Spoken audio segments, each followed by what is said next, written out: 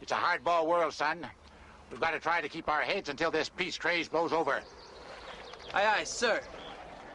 Many of you have probably already seen, by the time this goes up, you'll have already seen the news about the representative from Arizona, Gabrielle Gifford, who was shot point blank in the head by a young man who is now in custody. I believe there were 6 people killed and a number of other people wounded. One of them was a 9-year-old girl, and immediately community web blogs and just pundits and different people have been talking about immediately this has been thrown into a political light, even without even knowing hardly anything about the young man's history. There's very little bit known about him now, aside from the fact that apparently he was mentally challenged. And right now, the conservatives are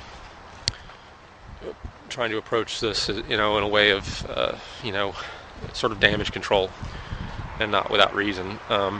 And some liberals are drawing lines right to the Tea Party, Sarah Palin, and people like this. And I've seen a lot of this. I've been reading it since last night, and I understand the desire to do that, the desire to draw lines and connect this kid to a political movement, but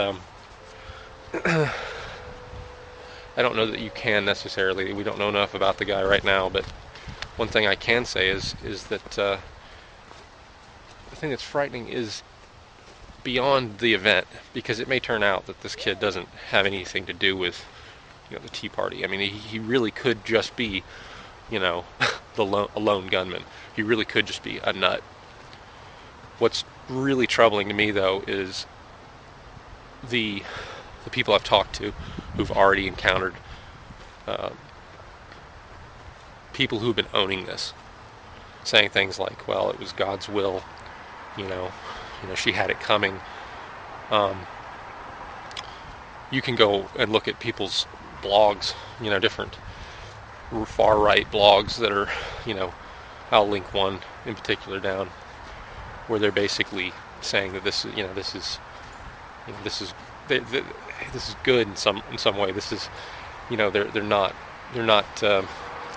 repudiating this. They're not saying it's a tragedy, and that's the thing that is frightening to me. I think there's a lot of conservatives who are, of course, saying this is a tragedy, and I don't think that they think that this is not.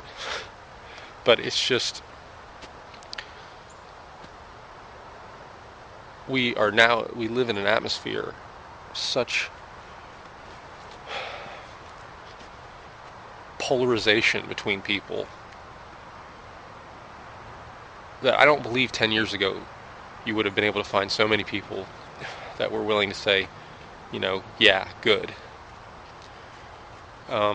There's a political atmosphere, regardless of this guy's political affiliations and whether or not he happens to be a part of the Tea Party. The Tea Party has to do some soul searching about the reaction that so many members of their organization, they need to repudiate this too. And I'm not trying to lay blame at their feet, but there's a lot of anger coming from people who are Tea Party members, and I just think that now is the time not to start blaming anybody, but to just, I think it's fair to say that some of the rhetoric coming out of the Tea Party, they've lost their way. They've lost the sense of what it means to be an American, and the shared responsibility of the democracy. I just think that it's time to put an end to the whole don't retreat, reload, and all of the violent imagery and aggressive political language that's been coming out of that particular sector. Anyway, those are my thoughts on it, and I hope you all are well, and take care.